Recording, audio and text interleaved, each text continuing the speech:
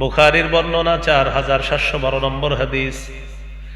কিয়ামতের ময়দানে আল্লাহ তাআলা যখন কিয়ামতের ময়দান কায়েম করবে, মানুষের অবস্থা হবে বড় ভয়ঙ্কর। কারো ঘাম হবে পায়ের পাতা পরিমাণ, কারো হাঁটু পরিমাণ, কারো কোমর পরিমাণ, কারো হবে কান পরিমাণ, কারো নাকটা ঘামের তলে একবার যাবে একবার উঠবে। ইউলজিমুহুল আরাকু ইলজামা হাত্তা তাবলুগা আদানাহুম।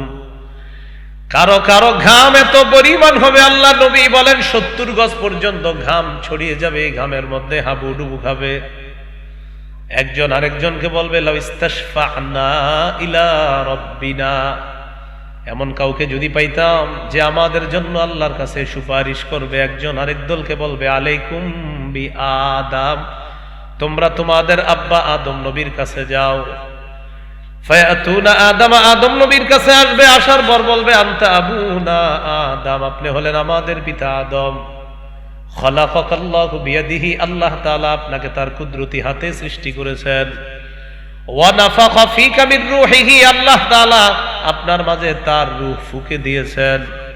ওয়া আমারাল মালাইকাতা ফাসাজাদু লাকা, ফেরেশতাদেরকে আল্লাহ হুকুম করেছেন, ফেরেশতারা আপনাকে সিজদা করেছে। ইশফা লানা ইলা রাব্বিকা লা তারাবা ইলা মা নাহনু ফীহি, ও আব্বা আদম আপনি কি দেখেন না আমরা কত বিপদের মধ্যে আছি, মেহেরবানি করে আল্লাহর কাছে আমাদের জন্য সুপারিশ করেন। আদম নবী বলবে নাহানি আন তিলকা শাজারা, আল্লাহ তাআলা আমাকে ওই গাছের কাছে যাইতে নিষেধ করেছিলেন। এই নিষেধাজ্ঞা পালনে আমার দ্বারা একটু অন্য রকম হয়ে গিয়েছে, আমার দ্বারা নিসিয়ান হয়ে গিয়েছে। কি হয়েছে বলেন? নিসিয়ান। বলেন সবাই নিসিয়ান। বলেন নিসিয়ান হওয়া, অন্যায় না, ভুল না। এই জন্য আমরা বলি নবীরা নিষ্পাপ। নবীরা কি? আদম নবীর দ্বারা একটু অন্যরকম হয়ে গিয়েছে, আদম নবীর দ্বারা নিসিয়ান হয়ে গিয়েছে। নিসিয়ান মানে এমন একটা বিষয় যে বিষয়টা আল্লাহ তাআলা ক্ষমা করে দিয়েছেন, কিন্তু আদম নবীর মনে হবে আমি কেন গাছের কাছে গেলাম। আল্লাহ তাআলা যদি আমাকে বলে আদম গাছের কাছে আপনি কেন গেলেন, আমি কি জবাব দিব? এই জন্য তোমরা এক কাজ করো, নূহ নবীর কাছে যাও, তিনি হলেন শরীয়তের প্রথম নবী। ফায়াতুনা নূহান, সবাই নূহ নবীর কাছে আসবে।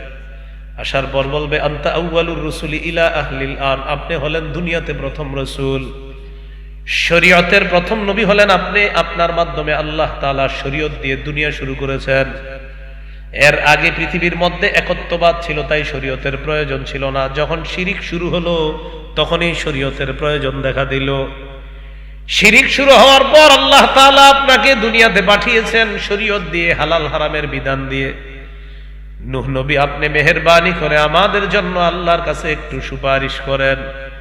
নূহ নবী বলবেন আমার জন্য একটা স্পেশাল দোয়া ছিল, এই দোয়াটা আমি আমার উম্মতের বিরুদ্ধে করেছিলাম। আল্লাহকে বলেছিলাম আল্লাহ ইন্নাকা ইন তাদারহুম ইউদিল্লু ইবাদাকা ওয়া লা ইয়ালিদু ইল্লা ফাজিরান কাফফারা, মাবুদ সবগুলা ধ্বংস করে দেন, এদেরকে যদি ছেড়ে দেন এরাও আপনার বান্দাদেরকে পথভ্রষ্ট করবে। এদের সন্তান যেগুলো দুনিয়াতে জন্ম দিবে সব ফাজের হবে, পাপাচার হবে, সবগুলারে শেষ করে দেন। আল্লাহ বন্যা দিলেন, পুরা দুনিয়া ধ্বংস করে দিলেন। আজকে যদি আমাকে আল্লাহ বলে নূহ আপনাকে একটা স্পেশাল দোয়া দিয়েছিলাম, আপনি আমার নূহ আলাইহিস সালাতু ওয়াস সালাম বলবেন তোমরা এক কাজ করো, ইব্রাহিম নবীর কাছে যাও, তিনি খলিলুল্লাহ, পৃথিবীতে আল্লাহর খলিল, অন্তরঙ্গ দোস্ত ছিলেন, তার কাছে যাও। ফায়াতুনা ইব্রাহিম আলাইহিস সালাতু ওয়াস সালাম, ইব্রাহিম নবীর কাছে আসার পর বলবে আনতা খলিলুল্লাহ, আপনি হলেন আল্লাহর খলিল। আল্লাহ তাআলা আপনাকে নির্বাচিত করেছেন, আল্লাহ আপনাকে অনেক মর্যাদা দিয়েছেন, আল্লাহ তাআলা আপনাকে এমন একজন খলিল বানিয়েছে, আপনি জাতির নাম রেখেছেন মুসলমান। মেহেরবানি করে ইশফা লানা ইলা রাব্বিকা, আপনি আপনার রবের কাছে আমাদের জন্য সুপারিশ করেন। ইব্রাহিম নবী বলবে কদ কাযাবতু সালাসা কাযিবাত, দুনিয়ার মধ্যে 3টা জায়গায় আমার মুখ দিয়ে কথা ডাইরেক্ট না বের হয়ে একটু অন্যভাবে বের হয়েছিল। দুনিয়াতে তিনটি কথা ছিল এমন, যে তিনটি কথা আমি সরাসরি বলতে পারতাম না, বলে একটু অন্যভাবে বলেছিলাম। পৃথিবীর উলামায়ে কেরাম, মুহাদ্দিস, মুফাসসিররা একমত, ইব্রাহিম নবীর তিনটা কথাই সঠিক ছিল, কিন্তু তার মনে হবে আমি কেন ডাইরেক্ট না বলে একটু ঘুরিয়ে বলেছিলাম। এক নম্বর, আমার জাতি আমাকে বলছে মেলা যাওয়ার জন্য, আমি তাদেরকে বললাম ইন্নী সাকিম, আমি অসুস্থ। আলেমগণের ব্যাখ্যা হলেন, মেলায় না যাওয়ার জন্য কেউ যদি বলে আমি অসুস্থ, এটা তার মানসিক অসুস্থতা ধরা হবে। কিন্তু ইব্রাহিম নবীর টেনশন, আল্লাহ যদি আমাকে বলে আপনি এমন কথা কেন বললেন, যেই কথায় আপনার উদ্দেশ্য হলো আপনি মানসিকভাবে অসুস্থ, আর তারা বুঝছে আপনি শারীরিক অসুস্থ, আমি কি বলবো? দুই নাম্বার, তারা যখন মেলায় যায়, মেলা থেকে আসার আগে তাদের সবগুলা খোদা আমি শেষ করে বড়টার কাঁধে কুড়াল ঝুলিয়ে দিচ্ছি। আসার পর তারা যখন ঢুকছে, তাদের খোদাদের ইবাদত খানায় ঢুকার পর দেখে সবগুলা ফিনিশড, একটা ছাড়া। আমাকে ডাকছে, ডাকার পর বলল মান ফাআলা হাযা বিআলিহাতিনা ইয়া ইব্রাহিম, ইব্রাহিম আমাদের খোদাদের সাথে এমন আচরণ কে করছে? ইব্রাহিম নবী বলেন, আমি জবাব দিয়েছিলাম বাল ফাআলাহু কাবীরুহুম হাযা, ফাআলাহু কাবীরুহুম হাযা, তাদের এই বড়টা। ইব্রাহিম নবী বললেন এই খোদাদেরকে শেষ করছে তাদের এই বড়টা। কি বললেন? তাদের এই খোদাগুলারে শেষ করছে তাদের এই বড়টা, মানে নিজে। জাতি মনে করলো খোদাদের বড়দের মধ্যে ওই বড় খোদার কাঁধের মধ্যে যে কুড়াল আছে, তারা মনে করলো মনে হয় বড় খোদা ছোটগুলারে সাইজ করছে। কিন্তু ইব্রাহিম নবীর উদ্দেশ্য হলো তাদের বড় তো আমি, তাদের বড় কে? এটা হলো কথাবিদ্যা। বলেন কি বিদ্যা? বলেন কথাবিদ্যা। কি বিদ্যা? কথা। এই কথাবিদ্যার প্রায় ৩-৪টা কিতাব আমাদের এই মাদ্রাসাগুলোতে পড়ানো হয়। কি বিদ্যা? কথাবিদ্যা। ইব্রাহিম নবী বললেন তাদের এই বড়টা তাদেরকে এই অবস্থা করেছে। আল্লাহ তাআলা যদি আমাকে বলে আপনি এমন কথা কেন বললেন, যেই কথায় তারা মনে করছে তাদের বড় খোদা এই কাজটা করছে, কিন্তু উদ্দেশ্য ছিলেন আপনি। ৩ নাম্বার, আমি আমার বিবি নিয়ে মিশরের উপর দিয়ে রওনা করলাম। মিশরের তৎকালীন বাদশার নাম সিনান ইবনে ইলওয়ান। বাদশার চরিত্র ছিল খারাপ। সুন্দরী কোন রমণীর কথা শুনলে তার খারাপ চরিত্র প্রকাশ করার জন্য ওই রমণীকে তার কাছে ডাকতো। নাউজুবিল্লাহ। ইব্রাহিম নবীর বিবি দেখতে ছিলেন অসম্ভব সুন্দরী। সারা আলাইহিস সালাতু ওয়াস সালামকে বাদশার সামনে নেওয়া হয়। ইব্রাহিম নবী বললেন, বাদশা যদি তোমাকে বলে তুমি আমার সম্পর্কে কি হও, বলবা তুমি আমার বোন হও, বিবি হও, এটা বলবা না। আমি আদমের সন্তান ইব্রাহিম, তুমি আদমের সন্তান সারা, এই হিসাবে ভাই বোন। এখানে সবাই কথা বলবে। একটা লম্পটের দুশ্চরিত্র থেকে তার স্ত্রীকে হেফাজতের জন্য এটা বলা, এটা কখনো উল্টা কথা হবে না, অসত্য কথা হবে না, বরং এইভাবে বলে তার স্ত্রীকে সেভ করা, এটা বরং প্রশংসার দাবি রাখে। কিন্তু ইব্রাহিম নবীর মনে হবে আল্লাহ যদি আমাকে বলে আপনি আপনার বিবিরে বোন বলছেন কেন, আপনার টার্গেট ছিল আপনি আদমের ছেলে আর সারা হলো আদমের মেয়ে, এটা আপনিই না বুঝছেন, কিন্তু বাচ্চারে বললে বাচ্চা তো বুঝতো আরেকটা। তো এই 3 টেনশনে আমি আছি। তোমরা এক কাজ করো, মুসা আলাইহিস সালামের কাছে যাও, তিনি আল্লাহর সাথে কথা বলতেন। দেখো আজকে তোমাদের জন্য আল্লাহর সাথে কথা বলবে, দেখো যাও তার কাছে, মুসা নবীর কাছে যাও। যাওয়ার পর বলবে আনতা কালিমুল্লাহ, আপনি আল্লাহর কালিম, আল্লাহ আপনার সাথে কথা বলতেন। ওয়াসতাফাকাল্লাহু বিরিসালাতিহি ওয়া বিকালামি, আল্লাহ আপনাকে নির্বাচন করেছেন, এক তো রিসালাত দিয়েছেন, আবার আপনার সাথে কথা বলতেন। ইশফা লানা ইলা রাব্বিকা, আপনি আমাদের জন্য আল্লাহর কাছে সুপারিশ করেন। মুসা নবী বলবে এক ব্যক্তিকে আমি ঘুষি মারছিলাম, ঘুষি মারার পর লোকটা মারা গেছে। আল্লাহ তাআলা কোরআনে বলেন ফাওয়াকাযাহু মুসা ফাকাদা আলাই, মুসা তাকে ঘুষি মারছে, মারার পর লোকটা মারা গেছে। মুসা নবী আল্লাহর কাছে বলেছিলেন রব্বি ইন্নী যালামতু নাফসি, আল্লাহ আমি নিজের উপর জুলুম করেছি, ফাগফিরলি, আমাকে আপনি ক্ষমা করেন। আল্লাহ কোরআনে বলেন ফাগফারা লা, আল্লাহ তাকে ক্ষমা করে দিয়েছে। তো যেই জায়গায় ক্ষমা হয়ে গেছে এখানে তো আর কোনো টেনশন নাই, কিন্তু মুসা নবীর টেনশন। আল্লাহ যদি বলে আপনি ঘুষিটা এমন জোরে মারলেন কেন, যে মরে গেল একটা মানুষ মরে যাবে, আপনি এরকম ঘুষি মারবেন কেন? তোমরা ঈসা নবীর কাছে যাও। ফায়াতুনা ঈসা, ঈসা নবীর কাছে যাবে। যাওয়ার পর ঈসা নবী লাম ইয়াজকুর যামবা, ঈসা নবী নিজের কোনো কমজোরির কথা উল্লেখ করবে না, না করে তাদেরকে বলবেন চলো আমার সাথে তোমরা। আমাদের নবী বলেন ফায়াতুনি, সবাই একসাথে আমি নবী মুহাম্মদের কাছে আসবে। সুবহানাল্লাহ। আসার পর আমি তাদেরকে নিয়ে রওনা করব। যাইতে যাইতে আকাউ সাজিদান লিরাব্বি, আমি আল্লাহর দরবারে সিজদায় পড়ে যাব আরশের নিচে। সিজদায় পড়ে আল্লাহর প্রশংসা করব। আহমাদুহু বিতাহমিদিন ইউআল্লিমুনি, আমি এমন শব্দে আল্লাহর প্রশংসা করব যেই শব্দগুলো আল্লাহ আমাকে শিখায়া দিবেন, এমন বাক্যে আল্লাহর প্রশংসা করব যেই বাক্যগুলো আল্লাহ আমাকে শিখায়া দিবে। এরপর আল্লাহ আমাকে বলবে হাবিব ইরফা রাসাক, মাথা উঠান। 2 নাম্বার বলবে কুল তুসমা, কথা বলেন আপনার কথা শোনা হবে।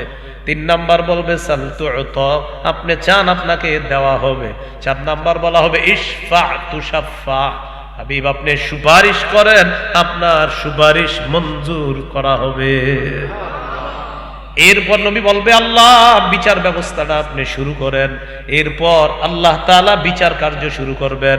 মান যাল্লাযী ইয়াশফাউ ইনদাহু ইল্লা বিইজনি, কে আছে এমন আল্লাহর অনুমতি ছাড়া আল্লাহর কাছে সুপারিশ করবে? নবীকেও আল্লাহ হুকুম করছে ইশফা, সুপারিশ করেন, তখন সুপারিশ করেন। সূরা নাজমের মধ্যে আল্লাহ বলেন ওয়াকাম মিম মালাকিন ফিস সামাওয়াতি লা তুগনি শাফাআতুহুম শাইআ ইল্লা মিন বাদি আন ইয়াযানাল্লাহু লিমান ইয়াশাউ ওয়া ইয়ারদা। কত ফেরেশতা আছে আসমানে যাদের সুপারিশ কোনো কাজে হবে না, তবে আল্লাহ যার পক্ষে যার জন্য অনুমতি দিবে আর সন্তুষ্ট হবে যার প্রতি, শুধু আল্লাহ তার পক্ষে সুপারিশের হুকুম করলে ফেরেশতাদের সুপারিশ কার্যকর হবে। আল্লাহর অনুমতি ছাড়া কারো সুপারিশ কার্যকর হবে না। এটাই বললেন মান যাল্লাযী ইয়াশফাউ ইনদাহু ইল্লা বিইজনি ইয়ালামু মা বাইনা আইদিহিম ওয়া মা খালফাহুম, তাদের সামনে পিছনে ডানে বামে যা আছে সব আল্লাহ তাআলা জানেন। আমি কথা বলতেছি জোরে জোরে, এটাও আল্লাহ জানেন, এটাও আল্লাহ শুনেন। আমি যদি আস্তে আস্তে কথা বলি, এটাও আল্লাহ শুনেন। আমি যদি মুখ বন্ধ রেখে ঠোঁট বন্ধ রেখে মুখে উচ্চারণ করি, এটা আল্লাহ শুনেন।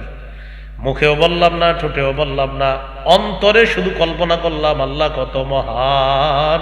আল্লাহ বলেন এটাও জানি, এটাও আল্লাহ তাআলা জানেন।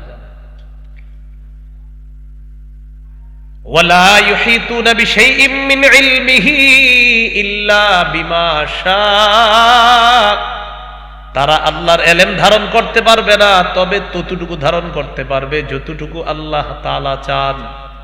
কি চান? যতটুকু আল্লাহ তাআলা বলেন 1 ফোঁটা, বলেন আবার বলেন কি ফোঁটা? 1 ফোঁটা। 1 ফোঁটা কি? হাদিস শুনেন, সহিহ বুখারী 122 নম্বর হাদিস। খজিরের সাথে মুসা আলাইহিস সালামের সাক্ষাৎ। কার সাথে? খজির, ওই খিজির যারে বলেন আপনারা। জালালাইনে আছে খিজির, খজির জায়েজ, বুখারীতে আছে খজির। খিজিরও বলতে পারবেন, সমস্যা নেই। আমার খজির বললে ভালো লাগে জন্য আমি খজির বলি, কিন্তু খজির বলাও জায়েজ, খিজির বলাও জায়েজ। আপনারা খিজির বললেন সমস্যা নেই, আমি খজির বলি।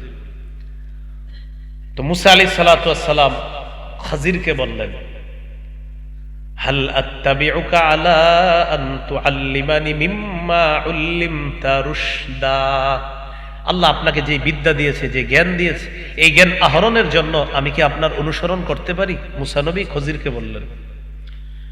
খজির জবাব দিলেন ইন্নাকা লান তাসতাতিআ মাইয়া সাবরা, আপনি আমার সাথে কিছুতেই ধৈর্য ধরতে পারবেন না। মুসা নবী বললেন কেন পারবো না? খজির জবাব দিলেন ইন্নী আলা ইলমিন মিন ইলমিল্লাহি আল্লামানিহি লা তা'লামুহু আনতা ওয়া আনা আলা ইলমিন মিন ইলমিল্লাহি আল্লামাকাহু লা আ'লামুহু আনা। আল্লাহ তাআলা আমাকে এমন বিদ্যা দান করেছেন যে বিদ্যা আপনার জানা নাই, আবার যে বিদ্যা আপনাকে আল্লাহ দান করেছেন সেই বিদ্যা আমার জানা নাই। আপনারটা হলো শরীয়তের বিদ্যা, আমারটা হলো আল্লাহ প্রদত্ত একটা বিদ্যা। শরীয়তের বিদ্যা এটাও আল্লাহ আপনাকে দান করেছেন, আর আমাকে আল্লাহ যেটা দান করেছেন এটা এমন একটা বিদ্যা যেই বিদ্যায় শরীয়তের আলোকে যদি আপনি দেখেন, দেখলে মনে হবে আমি অন্যায় করতেছি, তাই আপনার মেজাজ খারাপ হয়ে যাবে। কি খারাপ হয়ে যাবে? এর মানে আবার ভণ্ডরা মারেফতের দলিল দিলে হবে না কিন্তু এখান থেকে। হ্যাঁ, অনেকে এই যুগে নামাজ না পড়ে বলে নামাজ না দেখায় পড়তে হবে বলে, এই যুগে আপনি অনেকে নামাজ পড়েন বলে, ভাই নামাজ পড়েন না কেন? এই বেটা, নামাজ কি দেখায় পড়ার জিনিস? আপনি বলবেন ঠিক আছে, আমি করে দেখায় না, তো ঘরে পড়েননি, ঘরেও তো বিবি আছে, মা আছে, এরা দেখবে। আচ্ছা ঠিক আছে, পড়েননি, হ্যাঁ এটাই তো বুঝবা না। আপনি বলবেন বুঝাবুঝির কিছু নাই, আপনি যদি নামাজ না পড়েন আপনি ভণ্ড, আর যার থেকে শিখছেন সেও ভণ্ড। ফাজলামি কথাবার্তা। হ্যাঁ, এই যুগে দলিল দেয় মানে যে এটা বুঝবা না তোমরা। আমার নবী নামাজ ছাড়ে নাই, আবু বকর, ওমর, উসমান, আলী, 4 খলিফা কেউ নামাজ ছাড়ে নাই, সাহাবীরা ছাড়ে নাই, তাবি কেউ ছাড়ে নাই নামাজ। আর এই যুগে আইসা কয় নামাজ না পড়লে এরকম করে, হ্যাঁ এটা তো বুঝবা না। আপনি বলবেন বুঝাবুঝির দরকার নাই, ভণ্ডামি ছেড়ে দাও। নামাজ পড়েন আবার নাকি এভাবে মাথাটা লড়াবে, দেখবেন এই তো মানে বুঝাবে, মানে অনেক কিছু বুঝাইতেছে। তাহলে এরকম বুঝায় যদি আপনি বলবেন শেষমেশ তোমার বুঝ কি, নামাজ পড়ো না তুমি, এটা বলবেন, তো বলবে সে, আপনার বলবে এটাই তো বুঝলা না। আপনি বলবেন আমি বুঝে ফেলছি, তুমি নামাজ পড়ো না, তুমিও ভণ্ড, আর তোমার এই ভণ্ডামি যে শিখাইছে সেও ভণ্ড, আর ওই ভণ্ডের যত অনুসারী হবে সব ভণ্ড। এটা খালাস কথা। খজির মুসা নবীকে বলতেছে, দেখেন আমার বিদ্যায় আমি যা যা করবো আপনার মেজাজ খারাপ হয়ে যাবে, দেখলে আপনি ধৈর্য ধরতে পারবেন না। মুসা নবী জবাব দিলেন, সাতাজিদুনি ইনশাআল্লাহু সাবিরা ওয়ালা আ'সি লাকা আমরা। ইনশাআল্লাহ আপনি আমাকে ধৈর্যশীল পাবেন, আমি আপনার অবাধ্য হব না। মুসা নবীকে নিয়ে রওনা করলেন, ফাজালা ইয়ামশিয়ানি আলা সাহিলিল বাহরি, সমুদ্রের পার দিয়ে রওনা করলেন। হাঁটতেছে সামনের দিকে, হঠাৎ নৌকা পাড়ি দিবে, নৌকায় উঠবে। মাঝির সাথে খজির কথা বললেন, উরিফাল খাজির, খজিরকে চেনা গেছে, মাঝি চিনে ফেলছে খজিরকে, মাঝি চিনে ফেলছে। খজির বললেন আমার কাছেও ভাড়া নাই, আমার সাথে যে আছে মুসা তার কাছেও ভাড়া নাই। ফাহামালুহুমা বিলা নাউলিন, ভাড়া ছাড়াই দুজনকে প্রবেশ করেছে নৌকায়। এবার মন দিয়ে শোনেন, নৌকায় ওঠার পর ফাজাআ উসফুরুন, একটা চড়ুই পাখি আসছে। আসার পর নৌকার এক পাশে বসছে, বসার পর চড়ুই পাখিটা সমুদ্রের মধ্যে মুখ দিছে, ঠোঁট ডুবাইছে।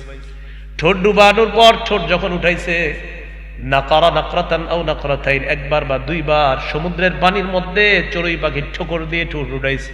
বলেন তো আপনারা আধা কেজি বা 1 পা কতটুকু পানি আসছে তার ঠোঁটে? সামান্য, ঠিক না? 1 ফুট। খজির বললেন, মুসা আমার আর আপনার ইলম, আল্লাহর এলেমের মোকাবেলায় আমার আর আপনার এলেম আল্লাহর এলেমের কাছে এই চড়ুই পাখির ঠোঁটের মধ্যে যে 1 ফোঁটা পানি, আমার আপনার এলেম হলো চড়ুই পাখির ঠোঁটের মধ্যে 1 ফোঁটা পানি, এটা হলো আমার আপনার এলেম।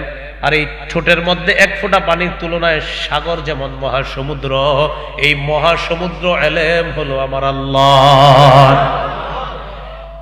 নবীর এলেম যদি 1 ফোঁটা পানি হয়, তাহলে এই যুগে আমাদের এলেমের অবস্থা কি হবে? আমরা মাঝে মাঝে বলি, হুজুর আপনি যে ফাড়ায় আলান, কি যে পারেন আপনি। নবীর যদি একটুক হয় তাহলে আমাদের নাই। নবীর যদি হয় 1 ফোঁটা, আমি এই হাদিস যখন পড়ি আমি চিন্তা করি, মানুষ মাঝে মাঝে আম করে যে কি বলে, হুজুর আপনি তো কি করেন, মনে মনে বেড়া কি যে করি। মুসা নবীরটা যদি 1 ফোঁটা হয়, আমগোটা তো 1 ফোঁটার থেকে আরো কত ভাগ করবে দূর, এটা নিয়ে আমাদের ভাবসাবের শেষ থাকে না। আল্লাহ আমাদেরকে হেফাজত করেন।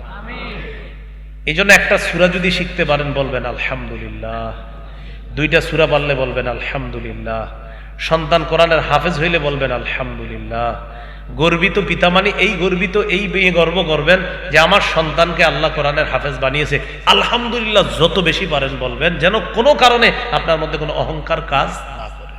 কারণ আপনার সন্তানকে আল্লাহ যা দিছে সেটা আল্লাহর যে ধনভাণ্ডার, সেখান থেকে আল্লাহ সামান্য দিয়েছে, এই জন্য বেশি বেশি শুকরিয়া আদায় করা। মনে থাকবেন ইনশাআল্লাহ। এটাই হলো ওয়ালা ইউহিতুনা বিশাইইম মিন ইলমিহি ইল্লা বিমা শাআ, তারা আল্লাহর ইলম ধারণ করতে পারবে না, তবে ততটুকু ধারণ করতে পারবে যতটুকু আল্লাহ চায়। ওয়াসিআ কুরসিয়্যুহুস সামাওয়াতি ওয়াল আরদ, আসমান জমিন পুরাটাকে বেষ্টন করে আছে আল্লাহর কুরসি। সুবহানাল্লাহ। ওয়ালা ইয়াউদুহু হিফযুহুমা, আসমান এবং জমিন সংরক্ষণে আল্লাহর কোনো বেগ পেতে হয় না, আল্লাহর কোনো কষ্ট হয় না। ওয়া হুয়াল আলিয়্যুল আযীম, আল্লাহ অধিক ঊর্ধ্বে, আল আযীম আল্লাহ মহান। এই হলো আয়াতুল কুরসি। এবার আমার সাথে বলেন আয়াতুল কুরসি। কোরআনের সবচেয়ে মহামর্যাদাপূর্ণ আয়াত। আবু দাউদের হাদিস 1460 নম্বর হাদিস।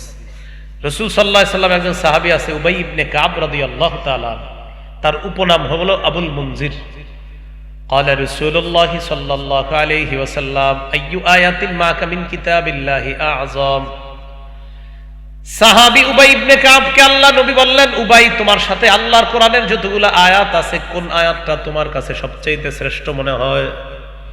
সাহাবী জবাব দিলেন, আল্লাহু ওয়া রাসূলুহু আ'লাম, আল্লাহ এবং তার নবী ভালো জানে। নবী আবার প্রশ্ন করলেন, আবাল মুনজির আইয়ু আয়াতিন মাকা মিন কিতাবিল্লাহি আ'যাম, আল্লাহর কোরআনের কোন আয়াতটা তোমার কাছে সবচেয়ে মর্যাদাপূর্ণ? প্রথমবার বলছে আল্লাহ তার নবী ভালো জানে, দ্বিতীয়বার উনি চিন্তা করলেন ঘটনা কি, নবী আবার জিজ্ঞাসা করছে, তার মানে নবীজি চায় আমি কিছু একটা বলি। তখন সাহস করে সাহাবী বললেন, আল্লাহু লা ইলাহা ইল্লা হুয়াল হাইয়ুল কাইয়্যুম। ইয়া রাসূলুল্লাহ, আমার কাছে কোরআনের যে আয়াতগুলো আছে এই আয়াতগুলোর মধ্যে আয়াতুল কুরসি আমার কাছে সবচাইতে মহামর্যাদাপূর্ণ আয়াত মনে হয়। ফাদারাবা ফি সাদরি, আল্লাহ নবী আমার বুকের মধ্যে এইভাবে শাবাশ দিলেন, শাবাশ শাবাশ, হ্যাঁ শাবাশ দিয়ে দিলেন, শাবাশ শাবাশ। লিয়াহনিলাকা আবাল মুনজির আল ইল, ও উবাই ইবনে কাব, তুমি যেই কথাটা বলছো তোমার কথা সঠিক কথা। কোরআনের সবচাইতে মহামর্যাদাপূর্ণ আয়াত হলো আয়াতুল কুরসি। এই যে তুমি তোমার বিদ্যা খাটিয়ে জবাবটা দিলা, তোমার এই এলেম যেন তোমার জন্য আনন্দের কারণ হয়ে যায়। তোমার বিদ্যায় বরকত হোক, আল্লাহ বরকত দান করেন। শাবাশ শাবাশ, তুমি সঠিক জবাব দিস। বলেন আয়াতুল কুরসি কোরআনের সমস্ত আয়াতের সর্দার, লিডার, নেতা। তিরমিজির হাদিস 2878 নম্বর হাদিস। হাদিসের বর্ণনাকারী আবু হুরায়রা রাদিয়াল্লাহু তাআলা عن أبي هريرة رضي الله تعالى عنه قال قال رسول الله صلى الله عليه وسلم لكل شيء سنام وإن سنام القرآن سورة البقرة। নবীজি বলেন প্রত্যেকটি জিনিসের একটি চূড়ান্ত শাখা আছে, সর্বোচ্চ চূড়া, সর্বোচ্চ চূড়া, হ্যাঁ এটা কিন্তু সূরা না, চূড়া, হ্যাঁ মানে চূড়া, সবচেয়ে বড় উঁচু শাখা। ওয়া ইন্না সানামাল কুরআন, কোরআনের সর্বোচ্চ চূড়া হলো, কোরআনের সর্বোচ্চ চূড়া আর কি সবচেয়ে উপরে, সূরাতুল বাকারা, সূরা বাকারা। ফিহা আয়াতুন হিয়া সাইয়্যিদাতু আইল কুরআন। নবীজি বলেন সূরা বাকারার মধ্যে এমন একটা আয়াত আছে যে আয়াতটা হলো কোরআনের সব আয়াতের সর্দার। হিয়া আয়াতুল কুরসি, এই আয়াতটা হলো আয়াতুল কুরসি। কোন আয়াত? আয়াতুল কুরসি। হাদিসের একটা কিতাব আছে নাম মাজমাউজ জাওয়ায়েদ, 6 নম্বর খণ্ড 324 নম্বর পৃষ্ঠা। قال رسول الله صلى الله عليه وسلم والذي نفسي بيده إن لها لسانا وشفتين। নবীজি বলেন আল্লাহর কসম আয়াতুল কুরসির একটা জিহ্বা আছে, দুইটা ঠোঁট আছে। সুবহানাল্লাহ। আয়াতুল কুরসির একটা জিহ্বা আছে, দুইটা ঠোঁট আছে। তুকদ্দিসুল মালিকা ইনদা সাকিল আরশ, আল্লাহর আরশের কাছে ঝুলে ঝুলে আয়াতুল কুরসি সদা সর্বদা আল্লাহর পুত পবিত্রতা বর্ণনা করছে। মুখস্থ করে নিন, বলেন ইনশাআল্লাহ। 5 ওয়াক্ত নামাজের পর আয়াতুল কুরসি পড়বেন, খানা ভুলে গেল এটা ভুলবেন না, বলেন ইনশাআল্লাহ। বুলুগুল মারাম হাদিসের কিতাব 97 নম্বর হাদিস। قال رسول الله صلى الله عليه وسلم من قرأ آية الكرسي دبر كل صلاة مكتوبة لم يمنعه من دخول الجنة إلا الموت।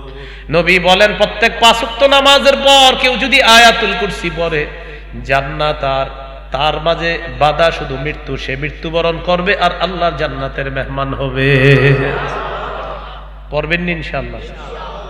বলেন ঘুমানোর আগে আয়াতুল কুরসি, তাহলে 5 ওয়াক্ত নামাজের পরে আয়াতুল কুরসি, আর হলো ঘুমানোর আগে আয়াতুল কুরসি। আজকে বাসায় গিয়ে আপনারা এতদিন যারা যারা আমলটা করতেন না, আজকে শুরু করবেন ইনশাআল্লাহ। মুখস্থ পারলে মুখস্থ, না পারলে দেখে দেখে পড়বেন।